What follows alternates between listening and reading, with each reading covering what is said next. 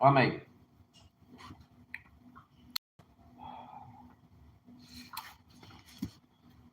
Okay, we're starting off today's Farbrengen from Zayin Mar Cheshvan. If you could put it on the group, the link. Where's the link? Oh, let me send it to you. Let's send the live chat link to the Yid.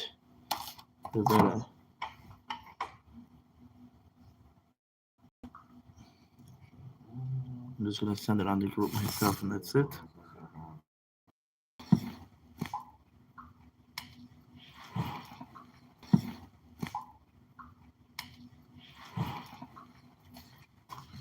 You just did it.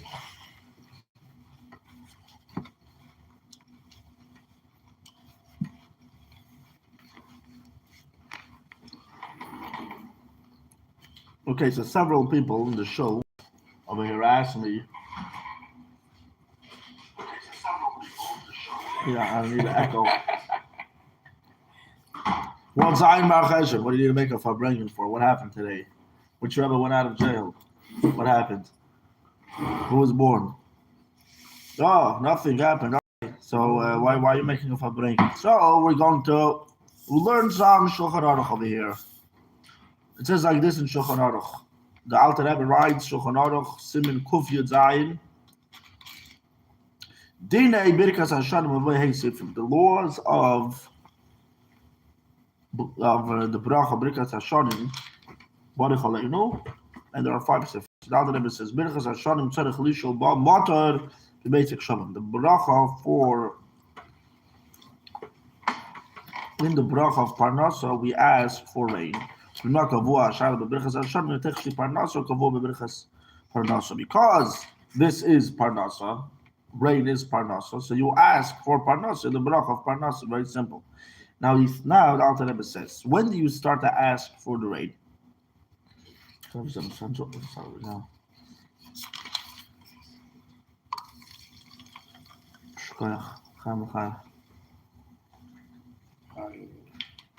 Says Maschilim Lishel Be'eretz Yisrael Bileil Zayin B'Mar Cheshvan. In Eretz Yisrael, they start to ask for rain from when?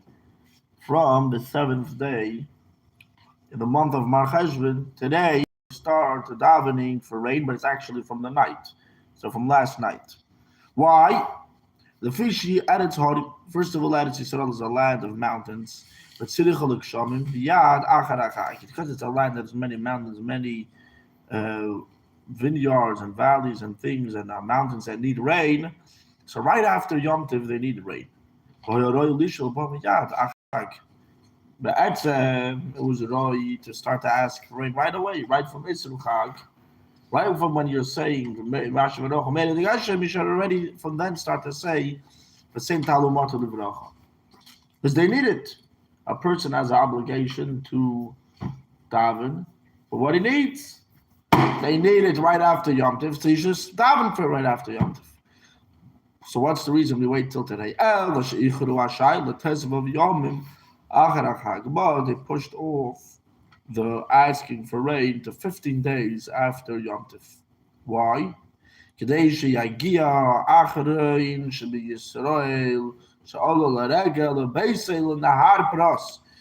that the last Jew, the last person from within the Jewish people, that was Oil Regel, they came to the Beis Hamikdash.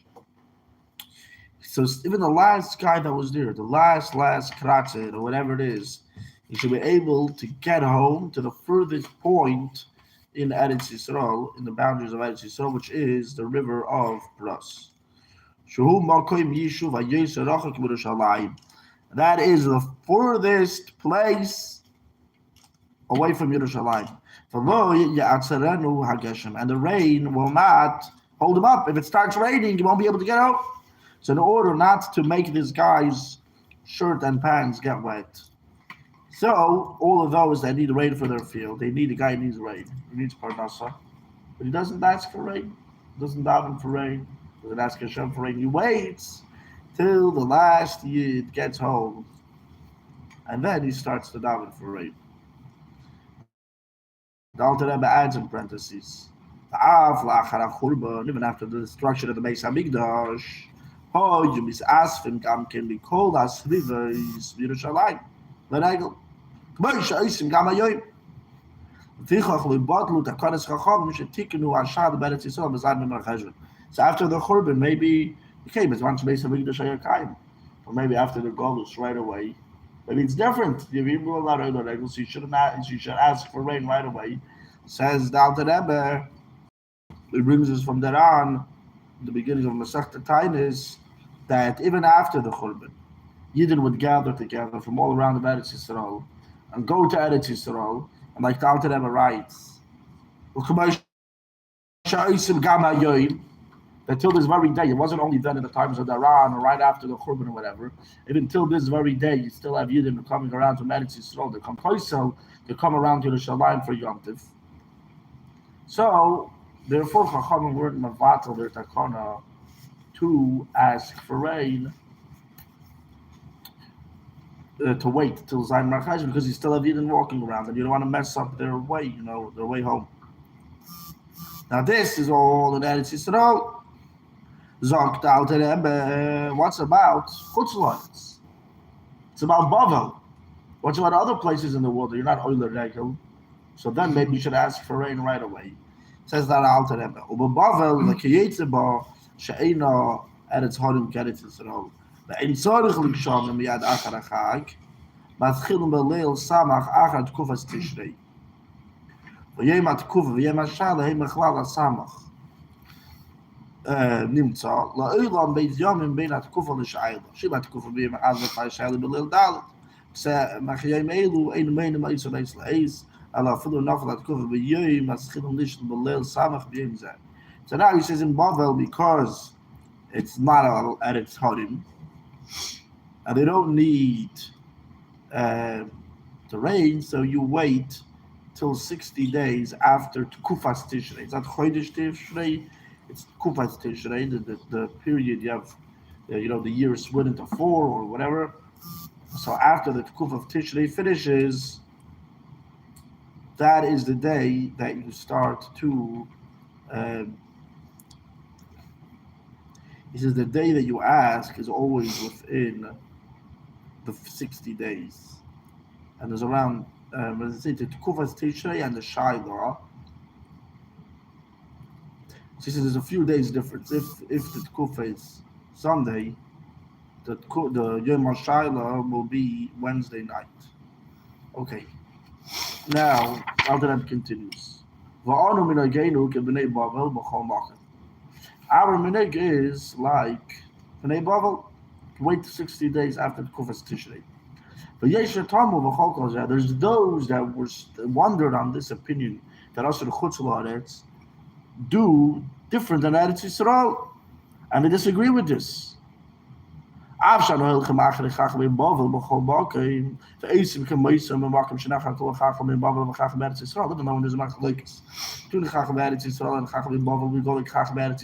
but what was the svar of Chacham Eretz Yisrael? That the whole world should be like Bnei Eretz Yisrael. Why don't we go like Chacham Eretz Yisrael when we go like Chacham Bavel? Because Talmud Bavli is the Ikar. This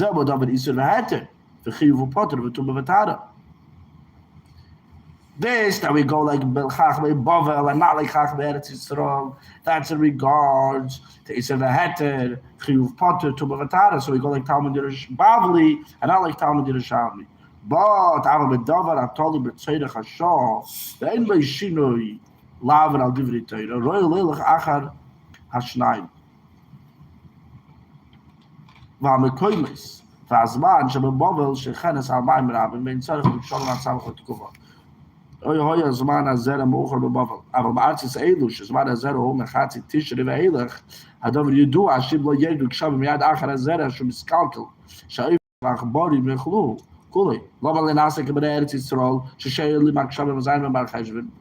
כי בדבר הזה אין מחלוקת בין בני בובל ובין בני ארץ ישראל, שיתנו אלו תם דבריהם, שלא ילעסס כך, ואלו נסתם תם שלא ילעסס כבייסון. אלא שבבובל איסם קביעת צריך להם, בארץ ישראל קביעת צריך להם. This is not about chloikas that Bnei Bavel, they have this opinion, and Bnei Eretz Yisrael has a different opinion, so we go like Chachmei Bavel. No. Why in Bavel would they do later, 60 days later, that's just what we do from Sinai Cheshvan? Because that's what they needed. By Bavel, they had a lot of water. There's no need for rain. That time, it's a valley, and it's Yisrael is a mountain. So they needed the water right away. But Bavel didn't need the water until 60 days later. So why do we go like Bnei Bavel? Why do we go like Bnei Eretz Yisrael? Bnei Eretz Yisrael is, and we taka need it like Bnei Eretz Yisrael. The Alter Rebbe writes there in Russia, he said, if you don't have the rain right away, right after half of Tishrei, basically from Sukkot already, he says you have all these birds and rats and mice and whatever that will mess up all your produce. So why don't we ask like Bnei Eretz Yisrael? We should be going like Bnei Eretz Yisrael. We need the rain right away. וכן בכל הארץ שהיא רחבה סיני, ולא ילעסיס בו כפי הצורך לכולה, אפילו לשלוש שמים במייס החמה, הם צריכים לכולה. בעצם, what's davening?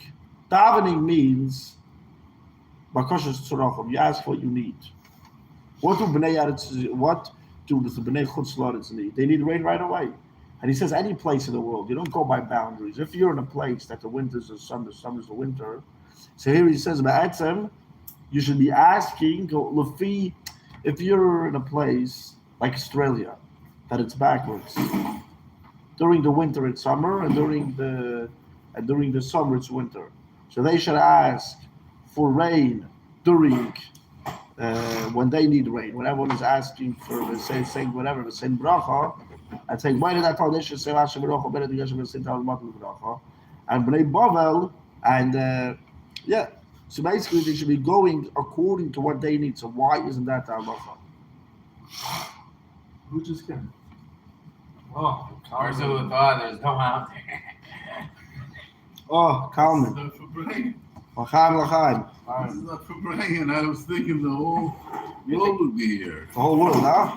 Whoa. We're starting with the Eberster. Okay. But I call it Hakokat. Okay. I told, who did I tell this to? I heard from Rabbi Beryl Lipsker. Rabbi Beryl Lipsker, he's Rabbi YY's uncle. Is that a good enough yichus? He himself is a genius, and the Rebbe appointed him and Rabbi Yoel Khan together to work on the encyclopedia of the whole Chassidus. His name is Beryl Lipsker, but they call him Bottle Lipsker. Bottle. Because he's like living off of mashka now. I don't know. The past few years, like, he's eating cornflakes in the morning with mashka. How really he has in his locker in 770 like a bottle of mashka, or he sort of like sneaks in, takes out a cup, drinks, puts it back. You know, people have like a cookie, a snack. This is his like snack, whatever. But he's a very, very, very, very. He's a good We have a guy. name for that. He's actually Chavra Kadisha. Wow. He was there. You know, with Kimmel Thomas, Imamish, whatever. How old is he? By now, he's in his 70s, most probably. But he's really, really, really, really smart. He's a genius guy. He looks like whatever, but he has like a photographic memory, and I never pointed him with Yaron Khan to work on the encyclopedia. It's like he knows. I had a question once in a letter that I didn't understand, and they showed it to this rabbi and that rabbi, and I don't know who, and no one knew what to answer. I showed it to him. And he gave me like the exact answer in like 30 seconds. Whatever, he's a very smart person. I heard from him, he said one Moitzoi Yom Kippur. What happens Moitzoi Yom Kippur? Everyone runs home to eat, whatever it is. I mean, whatever, that's what some people do. Rebbe actually spoke about it. Well, who was running? You just came from Ne'ilah, you're with the Eibishter, the highest, the peak of the peak. What are you going to eat? The whole story of Adam's Miros. The Nigga Adam's Miros. Yeah, I know the name, I'm sure. You know the story behind it? Basically, there was a Jew that did the mitzvah of pidyon shvurim, saved the Jew from some guy that just threw him into jail for nothing. So Yahnovi revealed himself to the Jew. The Rebbe said this, right? Of Farbrengen, when he caught the Nigga of Adam's Miros, and he told him, "What do you want? Do you want to be rich?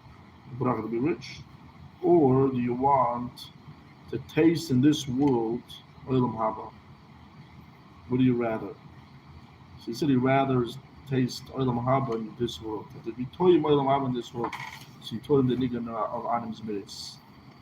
And that was the team of oilam haba. That's where this nigga comes from. Who made Anim's Miris? Or Yanavi. Or he told it him. And this Yid, they say that he was, so they sing it, and it's at the Chabad Nusach or Minik to sing Anim's Miris, you know. But in Chabad, even though there's not a minute, you know, let's say the Shem Yichud or all these Chodesh Al Tzin Torah, there's all these different nuschos that it's not in the Chabad Nusach. You have my Mormon, the Alter Rebbe, and the Rebbe, and this, and they explain things, even though it's not the Nusach or Minute Chabad or whatever to say it. So, Animus Minis also is it, but nevertheless, whatever. But the Rebbe said this about this Yid, and when Tzol Yom Kippur, they sing Animus Minis, and this person, they came the day after Yom Kippur in the morning, the next day, and they saw him in Shul. He's wrapped in his towels with his kittel. He didn't realize that, so it's not only 24 hours, like another, whatever, 10 hours or whatever. They're coming for Shachar the next day, and this guy doesn't even realize that Yom Kippur finished 12 hours or whatever. He's just singing, because it's Oilam Haba, and it says Oilam Haba, there's going to be, and the Rebbe actually explains, what does that mean there's no Achila and no Shtia in Oilam Haba? Not that there won't be, so there are those that say, well, the Rambam writes, because it says there's no Achila and Shtia, what does that mean? That there's no goof, there's no body, because it says there's no eating and drinking. So the Alter Rebbe writes, and the Vaz and whatever, the Mefarshim write, you don't need to say on the Neshama that there's no eating and drinking. In the Neshama, there's no. If Olam Haba is referring to Gan Eden, the Rambam writes, because it says there's no eating and drinking, that means Olam Haba is Gan Eden, which in the Neshama without a body. There's no body. The Alter Rebbe says you don't need to say on the Neshama that it doesn't need to eat. If to say on the Neshama doesn't need to eat, it's a spiritual thing to begin with. So you have to say that Olam Haba is in a Neshama b'guf, Olam Haba is in a Neshama in a body, but he won't need to eat. He won't feel the need to eat because he's going to be sustained from Hashem himself. According to this, the Rebbe answers, it says that there's going to be the meal of the Shor Rabban and the Levyasan, the big bull and the whale. Is a short and a Levyasan? Shor Rabban is a big. What's it called? Shor Rabban, a big bull. And the Levyasan, Hashem created a male and a female. Levyasan I heard about, but there's also a bull.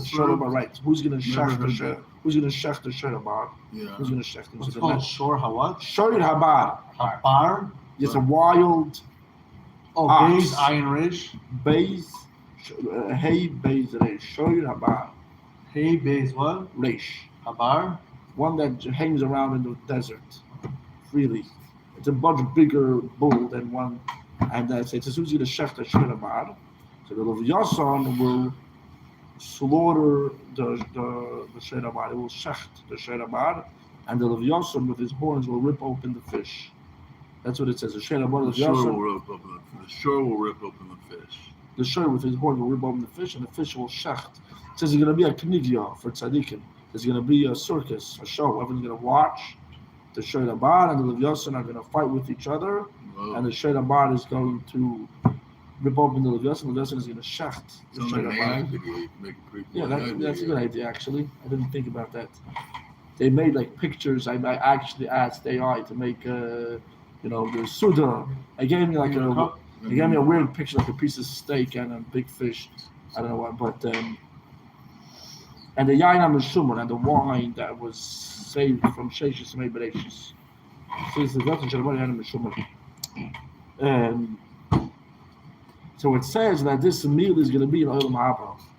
So the Rebbe asks, so all these commentaries ask, it's a contradiction, and they don't really give an answer.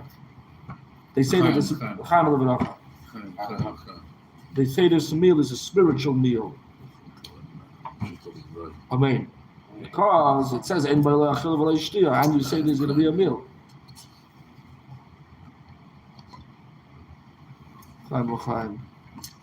Sheikh now, Khan.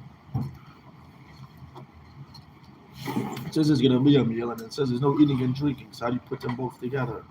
So they say it's a spiritual meal. I don't know what. The Rebbe says it's a physical meal. Gashmis and the Rabbein, Alter Rebbe, it's a physical meal.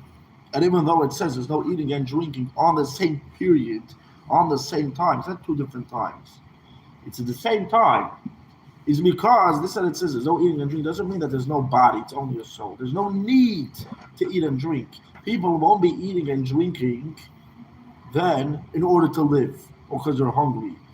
Because there's something spiritual, and the Mittel Rebbe and the Alter Rebbe, and there's so much in my mind I'm explaining the Shreina Bar symbolizes and reveals the tzaddikim, and the Shreina of Yosem is a fish that's under the water, symbolizes and hidden tzaddikim, like Rajabida was in the cave, and this fight is symbolizing on whatever, a whole bunch of explanations. So why are you eating? Why are we going to be eating when you're not hungry? Because there's something spiritual in this fish, and in this bull, and in this wine, and whatever.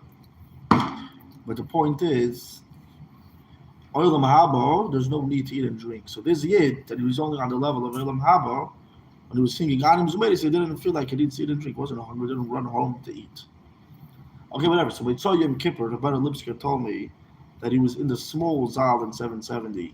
You know what that is? The small one? Up here is 770, the original 770, like the actual building 770. So the shul, and it's too small, that little room to hold. The little shul. In the little shul Yeah, upstairs. Yeah. So that's like a small room that can hold. Yeah. You were there. It's like a shtibel. It's smaller than this shul over here. Okay. Yeah. It's a very small room. That was where the Rebbe It's used to like talk. yellow. It's yellow. Yeah, yellowish walls. Maybe the Yeah. size. I think it's even smaller than this show. It is smaller than this show. And that's where the Rebbe started off his what he said, his first mimer and whatever.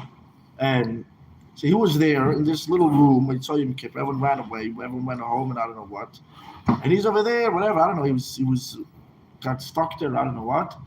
And all of a sudden, by surprise, he sees the Rebbe walks into the room.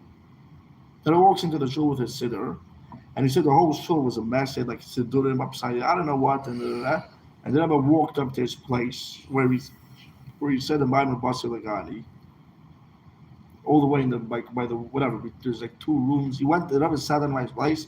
Almost no one was in the room, and the Rebbe took the tablecloth and put it around his fingers. When the Rebbe would say a mimer, he would wrap around his fingers a handkerchief. So the Rebbe didn't have a handkerchief. So the Rebbe took the tablecloth and wrapped it around his finger, and the Rebbe closed his eyes. And the Rebbe started saying a mimer. A mimer. The Rebbe saying a mimer. You would think, you have to bring a few thousand people, the whole Lubavitch, the whole Chabad, at least a million, I don't know what. The Rebbe came and he said a mimer for one person, and it was there.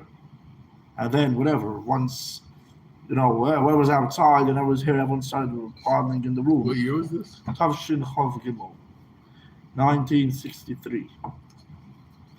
So, but the point is, to Farbrengen with 3 Yidden, I was expecting to see everyone here, the whole that was. the whole shebang. So this is what we're saying over here. People don't even know. We're saying what's Zion Cheshvan. What are you making with Zion Cheshvan? So this morning you were here, so we started talking about it. Last night, maybe you should have made an announcement. And this is what we're going through over here. We're reading from the Alter Rebbe Shulchan Aruch. Here he's explaining the whole idea of Zion Cheshvan. Oh wow, the altar. A big arichas, yeah. In Shulchan Aruch he explains why do we ask for rain, and Shulchan Aruch. Shulchan Aruch Harav, and he brings it from the Beis Yosef and the Tur and everyone. They explain it. Yisrael, they start asking for rain from Zion Cheshvan, and in Chutz La'aretz he asked for 60 days after Tekufas Tishrei. And Alter Rebbe goes into a whole pilpul, a whole Why long. the difference? Yeah, he says, why the difference? Why don't we go like Eretz Yisrael? In Bavel, why did they go 60 days later? Because they were in a valley. There was much more water. Eretz Yisrael's on a mountain. So right after, really in Eretz Yisrael, the day after Yom Tov, they should ask for rain. The people need the rain. They need it. But you don't ask because of Eretz Yisrael. You're waiting. You don't want a guy to walk around on his way to Eretz Yisrael, home and have rain. And the Rebbe actually points out something of Alvik. What's going on? What's going on over here? You have a yid, and he needs his parnasa. He has his job. He has his business. He has his store. He has whatever his business is. He's not going to work. He's not asking Hashem for rain. He's not doing his business. Why? So for him, he needs a parnasa. He needs his paycheck. He's not doing business. Why? Because he doesn't want not 1,000 million yidden. The last yid, he waits to ask. He doesn't ask Hashem for rain because maybe someone's going to get wet.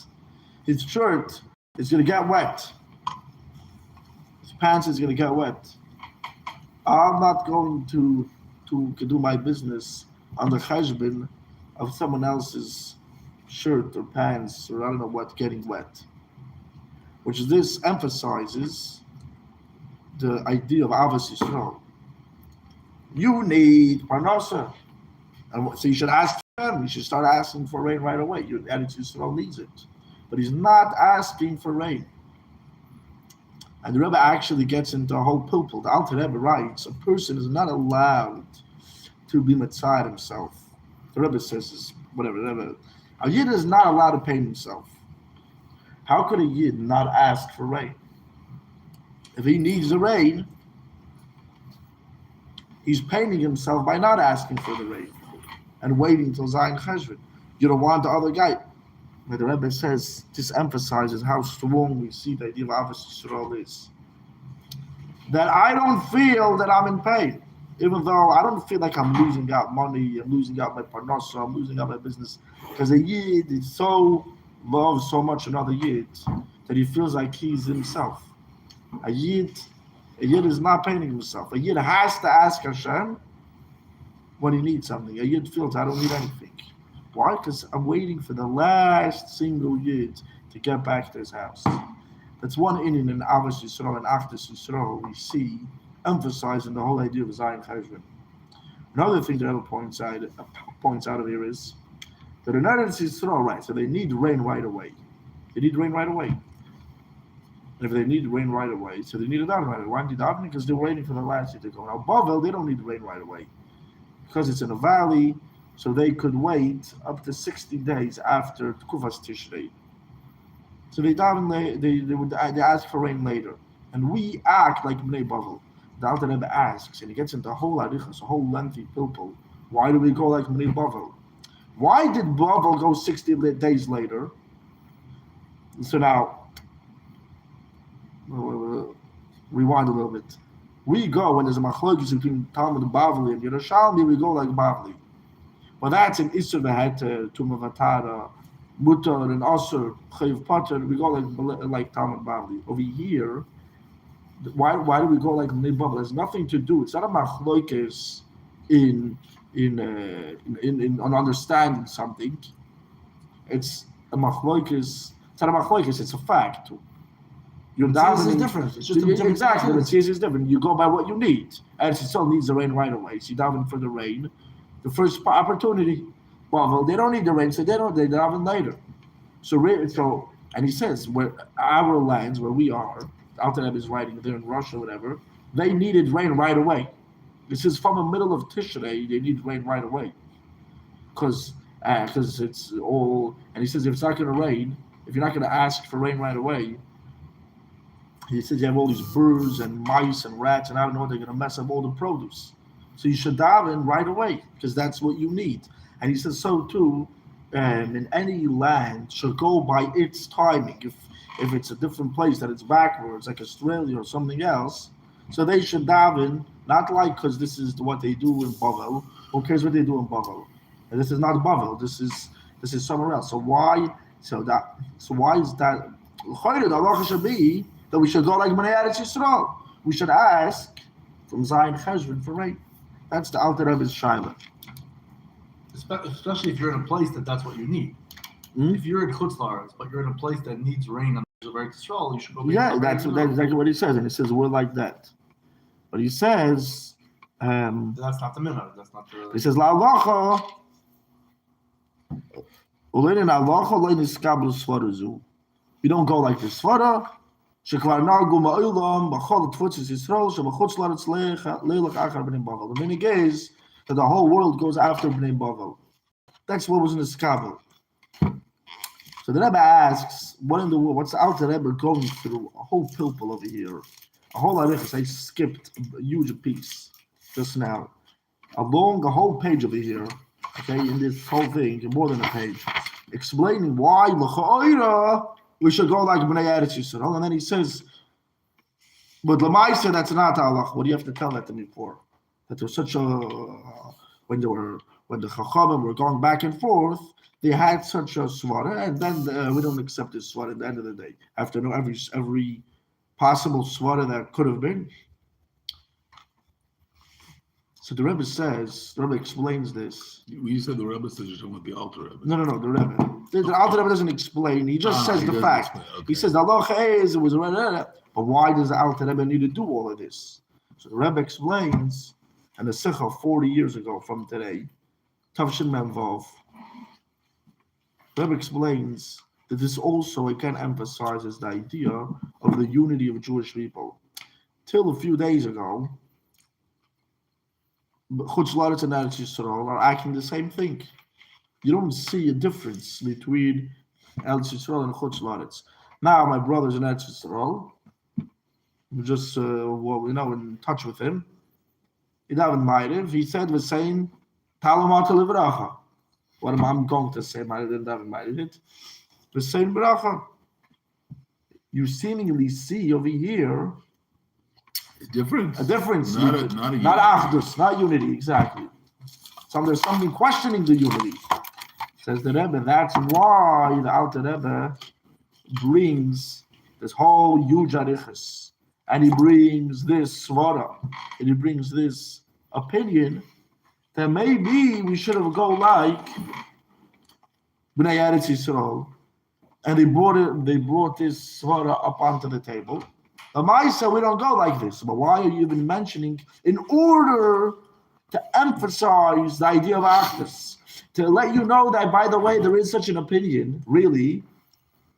So we should go now like Bnei Eretz Yisrael. There's such an opinion.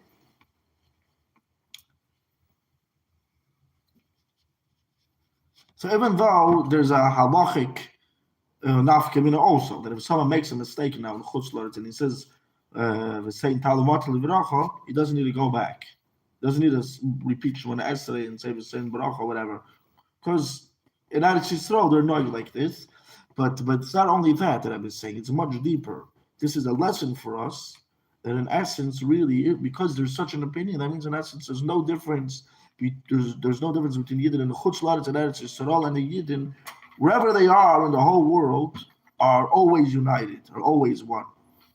L'chaim u'levracha.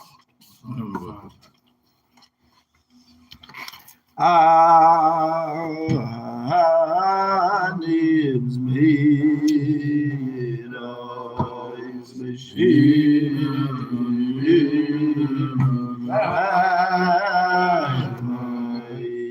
Now you have another person in the picture. Hey, another person came. Hey, I laugh.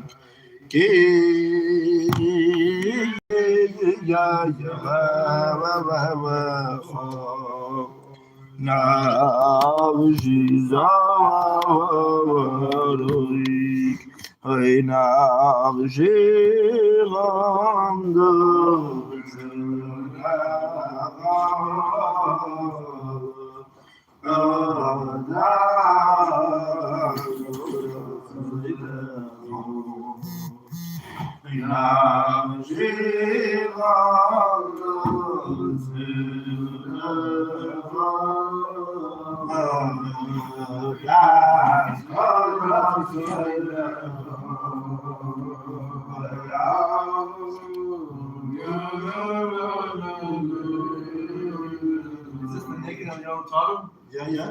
This exact nigga? Yeah. Not just the words? This nigga goes back to Allah Nabi. tune, you have to. Hey, yeah, yeah,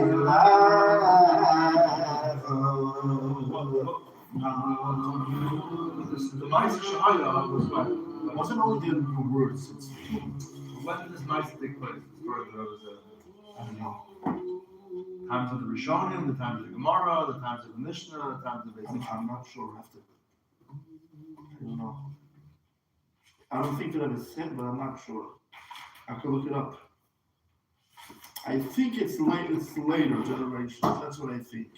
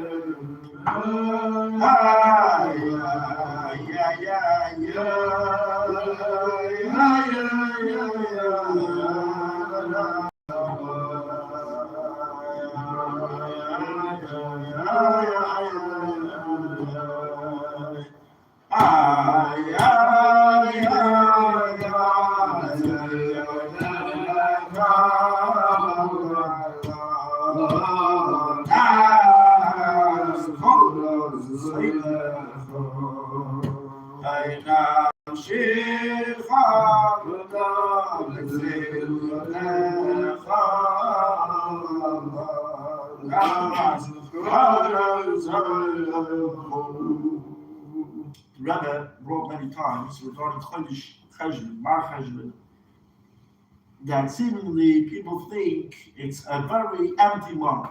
There's no Yom Tovim. That's why people would say it's Mar Cheshvan. It's like a bitter month. What do you have? What do you have in Mar Cheshvan? Chanukah. You have Zayin Cheshvan. That's the whole point. That's number one. That itself, the gross of Farbrengen. Let's have a little time. What's Zayin Cheshvan? People say, what's Zayin Cheshvan? What's Zayin Cheshvan? That's the whole point of Zayin Cheshvan. To take a day that maybe looks like a Pashto day and to reveal that every day is special. And this is something, this is something that you see, it's very unique by the Rebbe. I don't think you see this by other Rebbe. No, for sure not. I don't even know about doing it. So the Rebbe would take a day, they would start off with Farbrengen, and so many Farbrengens, and just analyze the day and show you how great the day is. Do you know how great the day is? Random day. Don't you name it. You know what today is? Today is this day, this another day. Also, the Yortzeit of who? Who's the Yortzeit today? Zayin Cheshvan. I know that I'm Shlomo Aaron Kazanovsky, but I know maybe it's someone else Was also. it the Kazanovsky? The Kazanovsky on the west side is a big Lubavitcher. So it can be Pashas is its grandfather or something like that. He's a big It's chassid. the cousin. Who's the founder of Daf Yomi? Out of Meir Shapiro. Oh wow, I didn't know that. Meir Shapiro? He was, he came to the Rebbe's wedding. He had a very close connection with the Rebbe. Double check it. I could be wrong, but I think I heard that. Mm-hmm. He had a close connection to the Very, Rebbe. very He came to the Rebbe's Came to wedding. the Rebbe's wedding. He gave the Rebbe No a sefer, Oida Meir, and in the Rebbe's library, I saw the original. The Rebbe, wherever he went, he took it with him.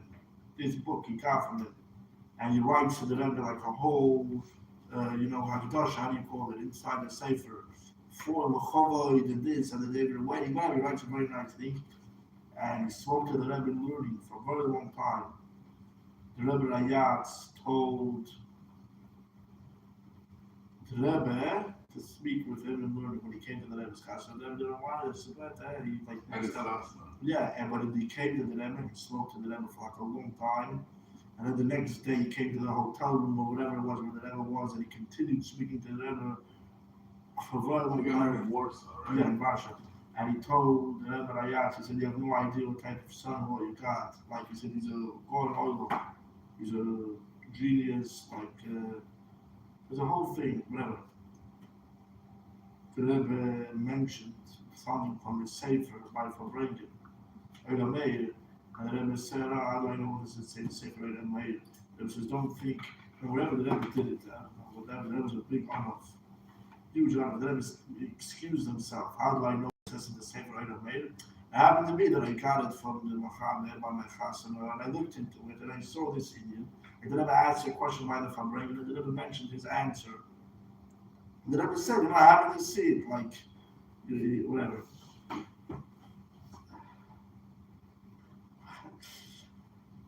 The Rebbe, it's funny how the Rebbe needed to excuse himself, like how he knew it. How you knew what? He knew what it said in the Meir Shapiro Sefer. So what? The Rebbe said, it's a question, asked a question by Farbrengen, and said in the Sefer Oida Meir, You brought up another sefer. he brought a Sefer, the Meir Shapiro, the founder of the Daf Yomi, the Rosh He was Hashanah. Hasidic. Yeah.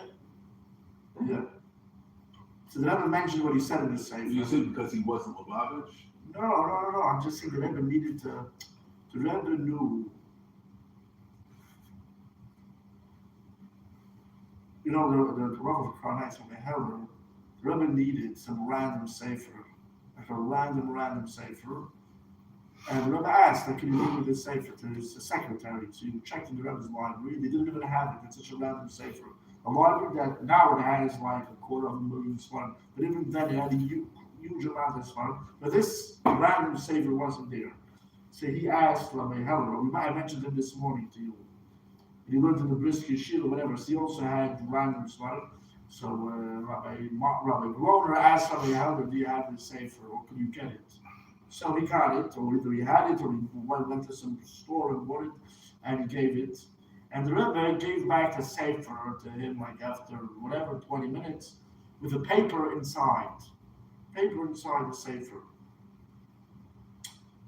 That's it. It was just like a blank piece of paper inside. And he was wondering why did the Rebbe put a blank piece of paper like in here. And he basically realized that the sefer he gave the Rebbe was missing a page. And this is a page, it doesn't have page numbers. It's like an old book. It's like a copy, what do you call it, file scape. What's the word? Facsimile? Whatever it is, they copied an old book that didn't have page numbers on it. And he gave it to the Rebbe for 20 minutes or whatever. And the Rebbe realized Didn't have a page. that the Rebbe was like, you give a guy, for such a regular person, you need to, the Rebbe knew the sefer, man. He knew that it was missing, like, and then, Rabbi Leibel Shapiro from over here. See, he wrote, See, he wrote Sichos of the Rebbe. He wrote from volume Yud to Yudalit. Really? Those volumes of the Kudei Sichos. And the Rebbe edited after it. The Rebbe went over it and whatever.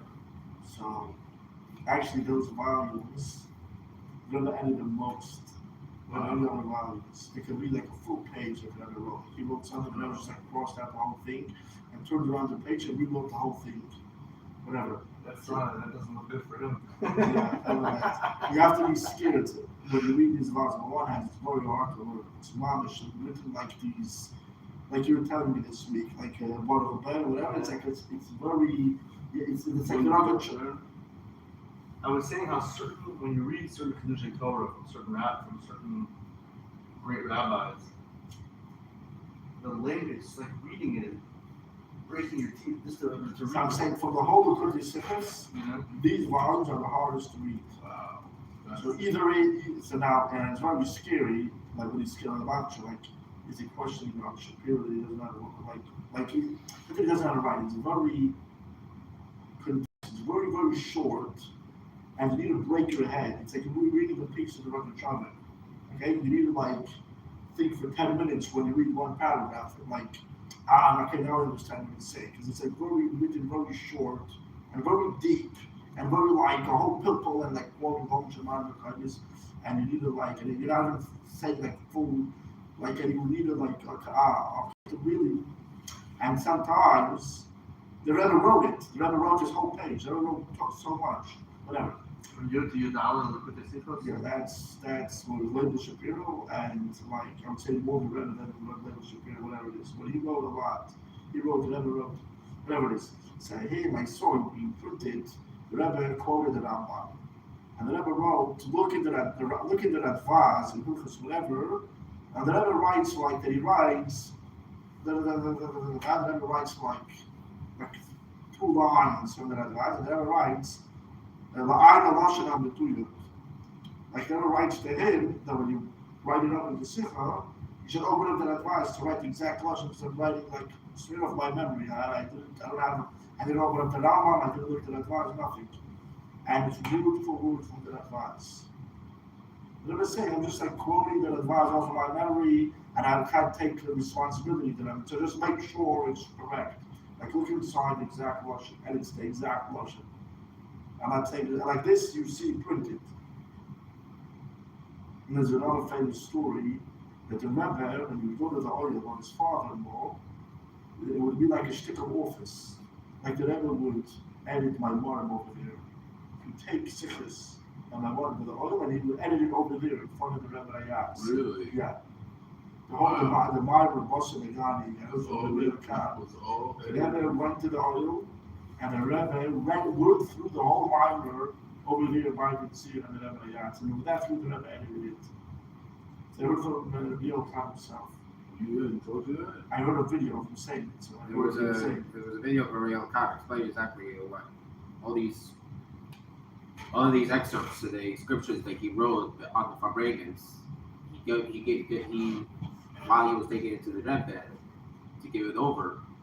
Because usually, sometimes all Rebbe will write their own. The Rebbe himself will not write his own writings. it's the Farbrengens. first It's like the first mimer when he actually wrote it on the first Farbrengen when he became the Rebbe. He gave it over to the Rebbe. Khan gave it over to the Rebbe. The Rebbe also later on he didn't read through it. The Rebbe asked him He didn't read to through write it. the mimer. No. Right after he was Korea was in his office also. The Rebbe, he said the Rebbe read the whole mimer while the Imam was standing there and going reading word for word. Going through the whole entire Bible, whatever it is. I love the brain. We gotta go. But I love my wife too. I was gonna say even more, but I say I love. What about your little one? I love my son also, but I gotta get my wife. I said I'm going. I wasn't feeling well. Yeah, so it's true. So When you come out?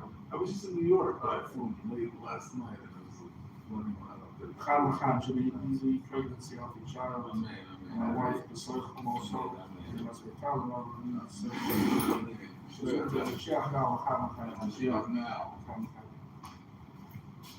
So the kids said, What do Rameir Shapiro do? no, the Rebbe mentioned the Sefer, and the Rebbe excused, how do I know what it says in the Sefer? Because he came to my house. The Rebbe said, don't think I'm bugging this morning. He came to my house, and he gave me the Sefer, and I happened to look into it, and I happened to see that. Just that's what I'm saying to my Rebbe. He could have excused himself why he's mentioned One. but that's what, yeah, in a second. catch tomorrow. That's baseball time. Maybe, yeah. So let me just finish off at least this context that I was saying.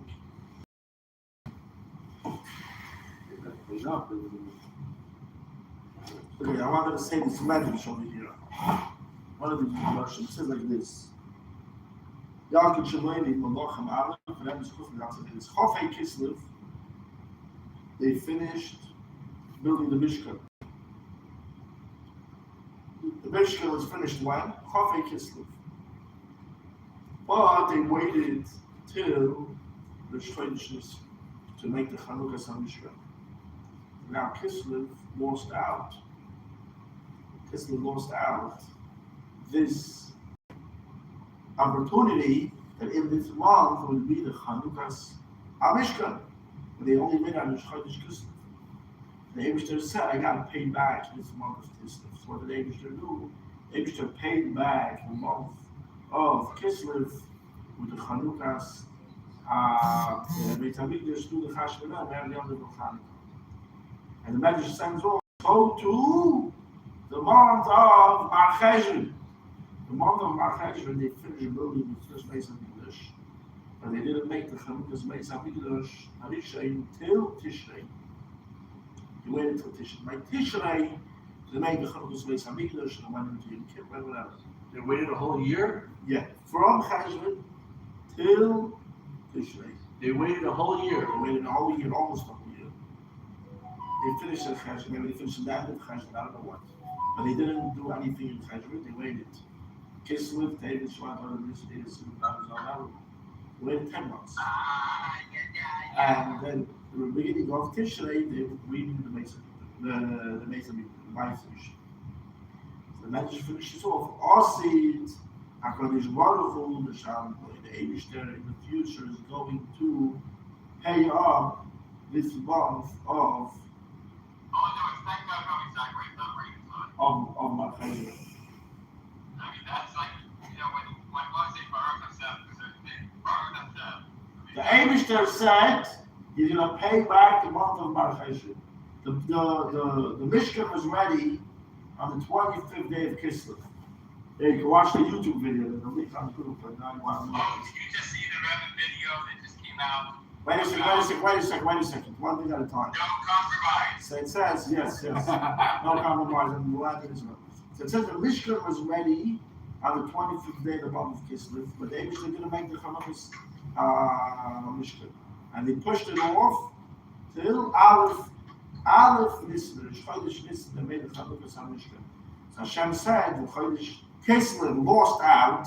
He could have had then the Chanukas Mishkan, and he waited till Nisan. So after pay back the month of Kislev with making the renewal of the Mikdash. So the Eibishter paid up Kislev through the month of the Chanukas Mizbeach and the Mishkan and the Beis HaMikdash to do the Cheshvan. And the Medrash says so too. The month of Mar Cheshvan.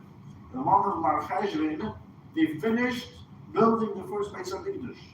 But they did not make the Chanukas Beis HaMikdash in the month of Mar Cheshvan, and they waited till Tishrei. And by Tishrei, they made the Chanukas Beis HaMikdash Harishain. And the Medrash says that Hashem is going to pay back the month of Mar Cheshvan. How was Eibishter going to pay back the month of Mar Cheshvan? How? There wasn't the Chanukas Beis HaMikdash Harishain in Mar Cheshvan. And the Rebbe explains, how is the Eibishter going to pay back this month? The Eibishter is going to make the Chanukas Beis HaMikdash Hashlishi in the month of Mar Cheshvan. And this month is going to be the Chanukas Beis HaMikdash Hashlishi. And the Rebbe explains, when I started saying what the Rebbe would bring out the uniqueness of every day. The Rebbe says, what's the uniqueness of the month of Cheshvan? Someone might think it's an empty month. What is there in this month? And we started saying that this is the idea of Zion al Cheshvan. The Rebbe would take every single day of the year and say, now it's so great. This is the greatest day of the year. Every day of the year is the greatest day of the year. We'll come and analyze the day and show you how great the day is. So every day in the month of Cheshvan is so great. Why? Because this is the day that is going to be the Chanukas Beis HaMikdash Hashlishi renewal and the third Beis Hamikdash. So you think it's a simple day? Cheshvan, hey, there's nothing. What do you mean there's nothing? Today is the Chanukah's Beis Hamikdash Shlishi. The day Mashiach is going to come, Malach HaMashiach is going to come and build the Beis Hamikdash Shlishi. We're going to have the Chanukah's Beis Hamikdash Shlishi and the biggest Yom Tov of the Beis Hamikdash in this month of Cheshvan.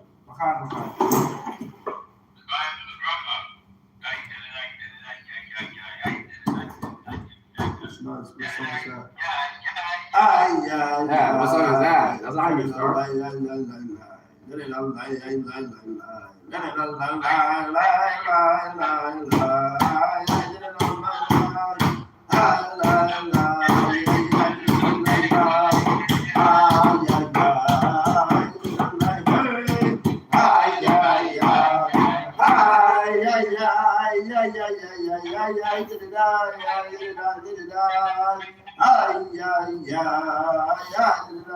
Where's you though? I don't see you with you though. I only see you. It's a picture.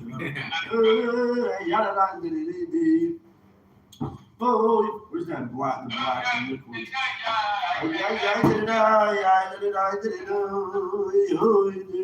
Michael. Soy sauce. You have a new thing. You have a new thing for Shabbos. Not a part of cities. Yes, we do. I'm gonna run it. I'm gonna run it. You finish at 12:30, I come at 9. Oh, if we finish 12:30, you come at 9? If we finish 12:30, you'll come at 9 to cities. Yeah. And if I start 9, we start at 10 sharp. Get some crackers. Actually, very good.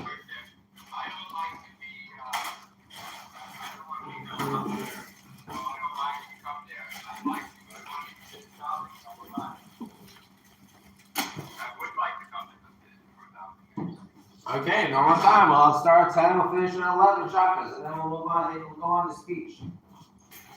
Go ahead. We'll have an at 8 o'clock. 10:30. What is the time? No, because you have to allow sometimes to speech and everything else. You start both doing 10, you finish 10:30, 10:35. No one finishes chakras 10:30, man. Ich hoffe, it's not 11. That's the thing, you finish 11. Okay, they may start at 10 or 9:30. Hey, no. 8:15. Come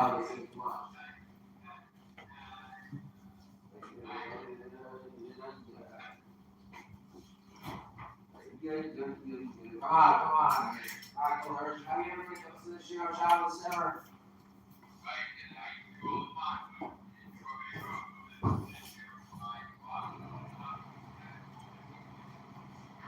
Okay.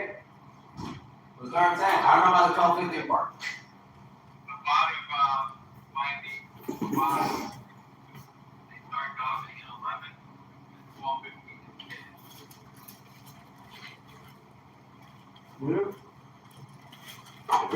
Where?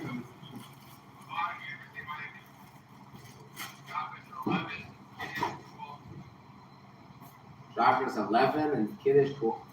12 and 1. No, 12 points. All right. That means that's Spirit Gonzalez over there.